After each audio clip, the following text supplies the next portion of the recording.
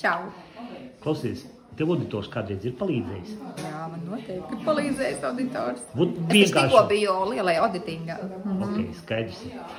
Nu, vienkāršos vārdos, kā tev auditors palīdzējis? Nu, vārds sakot, viņš man palīdz ieliet tajos gadījumos, kur es pati pat neesmu iedomājusies ieskatīties. Viņš caur saviem jautājumiem man ieveda kaut kādā situācijā, kur es tā kā manā situācijā, kuru es pirms tam kaut kā pat, zin kā, reizēm mēs gribam noslēpt no sevis, no atmiņas kaut ko negatīvu, ja? Bet caur auditoru jautājumiem es esmu spiest atkal tajā ieskatīties.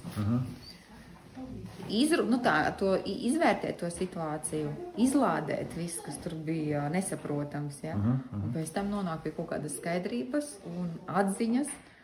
Un galvenais, saproti, tajos negatīvajos gadījumos parasti ir kaut kāds lēmums ieslēgts.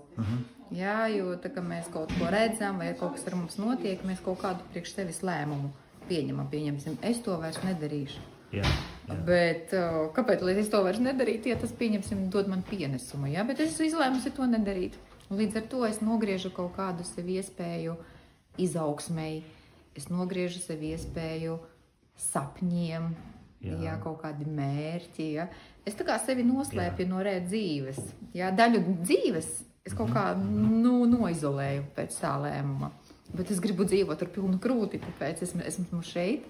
Un es esmu gatava atkal sadarboties ar auditoru, lai izlādētu to negatīvo, kas man traucē sasniegt kaut kādus mērķus savā dzīvē.